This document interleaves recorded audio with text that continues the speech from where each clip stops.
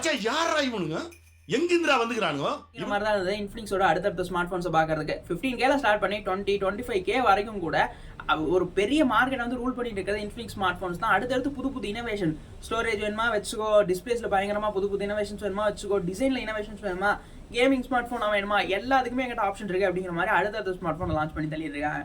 அந்த லிஸ்டிங்ல இப்போ புதுசாக ஒரு ஸ்மார்ட் ஃபோன் ஆட் ஆயிருக்கு, இன்ஃபினிக்ஸோட Note 30 VIP அப்படின்னு சொல்லிட்டு. ஓவரால் ஸ்பெக் எல்லாம் கன்ஃபார்ம் பண்ணிட்டாங்க. மெயினாக அதோட டிசைன்லேயே பயங்கரமான ஒரு இனோவேஷனையும் காட்டியிருக்காங்க. கொஞ்சம் புதுசான இனோவேஷன், பெரிய பெரிய பிராண்ட்ஸ் கூட கன்சிடர் பண்ணுற சில விஷயங்களை டக்குன்னு பட்ஜெட் செக்மெண்ட்ல இவங்க தான் தர முடியுங்கிற அளவுக்கு வந்து பண்ணிட்டு இருக்காங்க. இந்த ஸ்மார்ட் ஃபோனோட ஸ்பெக் என்ன, அந்த புதுசான இனோவேஷன் என்ன அப்படிங்கிறதெல்லாம் கொஞ்சம் டீட்டெயிலாக உங்களோட ஷேர் பண்ணிக்கணும்னு நினச்சேன். தென் அதனால தான் இந்த ஒரு வீடியோ பிடிச்சிருக்குங்க பட்சத்தில் வழக்கம் போல சொல்கிறது தான். லைக், ஷேர், சப்ஸ்கிரைப் அந்த மாதிரியான விஷயங்கள்லாம் தட்டி விட்டுருங்க. இன்ஃபினிக்ஸோட அந்த Note 30 VIPல பெரிய ஹைலைட்டே அதோட டிசைன் பேட்டர்ன் அப்படி தான் சொல்லணும். பேக்ல பார்த்தோம் அப்படின்னா ஒரு RGB லைட்டிங் இருக்கிற மாதிரியான ஒரு செட்டப் எடுத்து வந்திருக்காங்க. இதுல என்னப்பா புதுசு அப்படின்னு கேட்டா, இவ்வளவு நாள் நம்ம பார்த்த RGB லைட்டிங் செட்டப்ஸ் எல்லாமே ஒரு டிரான்ஸ்பரண்டான பேக்ல இருக்கும். கிளாஸ் ஃபினிஷ் யூஸ் பண்ண டிரான்ஸ்பரண்டான பேக்ல தான் கொடுத்துருப்பாங்க. பட் இவங்க வந்து என்னன்னா லெதர்ல வந்து அந்த RGB லைட்டிங் இருக்கிற மாதிரியான ஒரு புது டெக்னாலஜியோட வரும் அப்படிங்கிறதா வந்து 3D லைட் டெக்னாலஜி அப்படிங்கிற மாதிரி மென்ஷன் பண்ணுறாங்க. கொஞ்சம் புது விஷயமாக இருந்தது.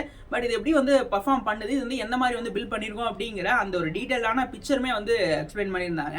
பார்த்தோம்னா இந்த 4 லேயர் ஆஃப் பர்கர் பேக்கிங்ல வந்து பண்ணியிருக்காங்க. ஃபர்ஸ்ட் லேயர் பார்த்தோம் அப்படின்னா நமக்கு லைட் ஃபிலிம் வந்து இருக்கு. கீழே வந்து இந்த லைட் வந்து ப்ரொடியூஸ் பண்ணக்கூடிய லைட் அங்கே தான் இருக்கு. அதுக்கு மேலே பார்த்தோம்னா லைட் ப்ரூஃப் பெயிண்ட், அதுக்கு மேலே ஃபைபர் கிளாஸ் மெட்டீரியல், அதுக்கும் மேலே பார்த்தோம் அப்படின்னா நமக்கு டிபியூ லெதர் இருக்கிற மாதிரி அந்த 4 லேயர்ஸை வந்து பேக் பண்ணுறது மூலியமாக தான் வந்து இந்த மாதிரியான ஒரு செட்டப் கொண்டு வர முடிஞ்சது அப்படிங்கிறத கொஞ்சம் டீட்டெயிலாக எக்ஸ்பிளைன் பண்ணியிருந்தாங்க. என்ன மாதிரி இது ஃபங்க்ஷன் ஆகுது அப்படின்னு சொல்லிட்டு கொஞ்சம் புது விஷயமா இருந்தது. இந்த RGB லைட்டிங் செட்டப்பை பொறுத்த வரைக்கும் இது எப்படி பர்ஃபார்ம் பண்ணணும், இது என்ன மாதிரிலாம் வேலை செய்யுங்கிற பெரிய எந்த ஒரு டீட்டெயில்ஸும் தெரியல.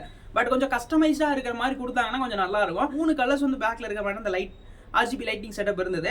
அண்ட் தென் அது எப்படியெல்லாம் யூஸ் ஆக போகுது அப்படிங்கிற விஷயத்த நானுமே பார்க்க அவ்வளோதான் இருந்தேன். தென் நல்ல ஒரு விஷயமா இருந்தது. அப்படியே டிஸ்பிளே சைடு வந்தோம் அப்படின்னா இந்த ஃபோனை பொறுத்த வரைக்கும் நமக்கு GT சீரிஸில் இருந்த மாதிரியே தான் 6.67 இன்ச் இருக்கக்கூடிய 10-bit AMOLED ஸ்க்ரீன் இருக்குது. 120 Hz ரெஃப்ரெஷ் ரேட்டும் 900 Hz பீக் பிரைட்ஸ் இருக்கக்கூடிய ஒரு ஹை பர்ஃபார்மிங் ஸ்க்ரீன். தென் ஒரு நல்ல ஸ்க்ரீன் எக்ஸ்பீரியன்ஸும் கிடச்சிரும். இன்ஃபினிக்ஸ் பொறுத்த வரைக்கும் நல்லா தான் கொடுக்குறாங்க. அதே நேரத்தில் நமக்கு 1920 அந்த அளவுக்கான PW டிம்மிங்கும் இருக்குது. ஸ்க்ரீன் பர்ஃபார்மன்ஸ்க்கு வந்து இன்னும் பெட்டரான ஒரு ஸ்க்ரீனும் கொடுத்துருக்காங்க. தென் இதில் மெயின் இன்னொரு ஹைலைட் ஆனது இந்த ஃபோனில் 5000 mAh பேட்டரி கொடுத்து சார்ஜ் பண்ணுறதுக்கு 68 வாட்ஸ்க்கான ஃபாஸ்ட் சார்ஜிங் தராங்க.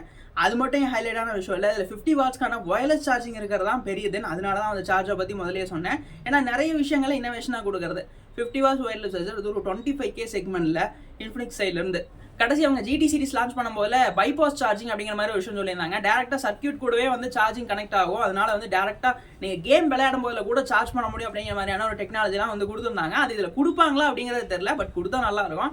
ஆக்சுவலாக நிறைய விஷயங்கள் நமக்கு GT சீரிஸில் இருந்த மாதிரியே தான் காப்பி பேஸ்ட் பண்ணியிருக்காங்க. அதனால் அந்த ஒரு விஷயமே கூட அதில் வர்றதுக்கு வாய்ப்பு ஜாஸ்தி. ஏன்னா அப்படியும் கொடுத்தாங்கன்னா இன்னும் சூப்பராக இருக்கும். பட் ரொம்ப நாளும் நம்ம பேசிகிட்டு இருக்கிறது என்னென்னா அந்த ஃபோன் யூஸ் பண்ணும்போது சார்ஜ் போடக்கூடாது அப்படிங்கிற மாதிரிலாம். பட் அதுவுமே வந்து இவங்க ஒரு ஈஸியாக வந்து சால்வ் பண்ணுற மாதிரியான விஷயத்தோட தான் போன டைம் வந்தாங்க. அதுவே ஒரு நல்ல பாசிட்டிவ் மைண்ட் செட் வந்து கிரியேட் பண்ணுச்சு.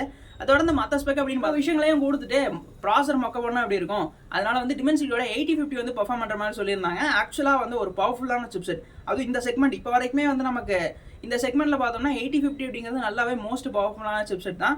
கேமிங் எக்ஸ்பீரியன்ஸ்லாம் வந்து பயங்கரமாகவே ஃபீல் பண்ணலாம். ஆக்சுவலாக கேமிங்க்கு வாங்குற யாருமே மோஸ்ட் வந்து நெகட்டிவ் ஆகிறதில்ல. தென் அந்த விஷயத்துலையுமே பயங்கரமாக தான் இருந்தது. பர்ஃபார்மன்ஸ் ஓரியன்டாகவுமே சொல்லலாம். இதில் வந்து பிரைமரியாக ஒரு 108 மெகாபிக்சலுக்கான சென்சார் வந்து இதில் பர்ஃபார்ம் பண்ணுது. OSக்கான ஸ்டெபிலிட்டி இருக்குது. 4K 30 FPS வந்து வீடியோஸ் எடுத்துக்க முடியும். மற்றபடி இருக்கக்கூடிய 2 சென்சார் அப்படின்னு பார்த்தோம்னா சும்மா பேருக்கு 2 மெகாபிக்சல் கொடுத்துருக்காங்க. தென் செல்ஃபிஸ்னு வரும்போது கொஞ்சம் ஒர்த்தாக பண்ணியிருந்தாங்கன்னு தோணுச்சு. 32 மெகாபிக்சலுக்கான செல்ஃபி வந்து பர்ஃபார்ம் பண்ணுது அப்படிங்கிறதையும் கன்ஃபார்ம் பண்ணியிருக்காங்க. மோஸ்ட் GTயில் பார்த்த மாதிரி தான் இருந்தது. வந்து LPDDR5Xக்கான ரேம் டைப்பும் UFSக்கு 3.2க்கான ஸ்டோரேஜ் டைப் வராங்க. 8256 தான் பேஸ் வேரியண்ட்டாகவே வந்து இருக்கிற மாதிரி கன்ஃபார்மாக இருந்தது. ஓவரால் ஸ்பெசிஃபிகேஷன்ஸ் எல்லாமே நல்லா இருந்தது அப்படிங்கிற மாதிரி தான் சொல்கிற மாதிரி இருந்தது. ப்ரைஸ் செக்மெண்ட்டை பற்றி ஆக்சுவலாக பெருசாக இப்போ வரைக்கும் எதுவும் தெரியல. பட் இவங்க ஆல்ரெடி இந்த GT சீரிஸில் இருக்கிற நிறைய விஷயங்களை சிமிலராக காப்பி பேஸ்ட் பண்ண மாதிரி தான் இருந்தது. எனக்கு என்னவோ இந்த லெதர் டிசைன் மட்டும் வந்து கொஞ்சம் புது இனோவேஷனாக இருந்தது. அந்த வயர்லெஸ் சார்ஜிங் கொஞ்சம் புதுசாக இருந்தது. மற்ற எல்லாமே நம்ம GT சீரிஸில் பார்த்த நிறைய விஷயங்கள் அப்படியே தான் சிமிலேட்டாக இருந்தது. அதனால தான் ரொம்ப ஷார்ட்டடாகவே வந்து வீடியோ முடிக்கிற மாதிரி இருந்தது. இது வந்து பார்த்தோம் அப்படின்னா ஒரு 25K அந்த மாதிரி செக்மெண்ட்டில் வந்து ஸ்டார்ட் ஆகலாம், இல்லை அதோட கம்மியாக இருக்கலாம். ஏன்னா GT சீரிஸே 22 அந்த மாதிரி தான் இருக்குன்னு நினைக்கிறேன். அந்த ஒரு ப்ரைஸ் செக்மெண்ட்டுக்கு இந்த ஸ்மார்ட் ஃபோன் வரதுக்கு மோஸ்ட் சான்சஸ் வந்து ஜாஸ்தி. அந்த ஒரு செக்மெண்ட்டில் தான் அந்த ஸ்மார்ட் ஃபோன் எடுத்துகிட்டு வருவாங்கன்னு எனக்குமே தோணுது. ரொம்ப சீக்கிரமாகவே லான்ச் இருக்குன்னு நினைக்கிறேன். டக்குன்னு டேட்டுமே கரெக்டாக நான் வந்து அப்டேட் பண்ண முடியல. எனக்கு வந்து நான் இந்த வீடியோ பண்ணும்போது எனக்கு தெரியல. ஒருவேளை நான் எடிட் பண்ண முன்னாடி எனக்கு தெரிஞ்சிச்சு அப்படின்னா நான் உங்களுக்கு டிஸ்கிரிப்ஷன் உங்களுக்கு வந்து நான் ஃபோட்டோவே போடுறேன். இப்போ நான் பேசிட்டு இருக்கும்போதே ஃபோட்டோ வந்து மேலே வரும் எப்போ வந்து லான்ச் அப்படிங்கிறது. இந்த விஷயங்களோட தான் இந்த இந்த இன்ஃபினிக்ஸோட நோட் 30 விஐபி ஸ்மார்ட் ஃபோன் இருக்க போகுது அப்படிங்கிறது ஓவரால் நியூஸாக இருந்து இந்த விஷயத்தை உங்களோட ஷேர் பண்ணிக்கணும் அப்படின்னு நினச்சேன். அதுக்காக தான் இந்த ஒரு வீடியோவில் வந்தேன். வீடியோ பிடிச்சிருக்கு, யூஸ்ஃபுல்லாக இருக்கு அப்படின்னா மறக்காமல் லைக், ஷேர், சப்ஸ்கிரைப் இந்த மாதிரியான விஷயங்கள் பண்ணுங்கள். அடுத்த வீடியோவில் சந்திப்போம்.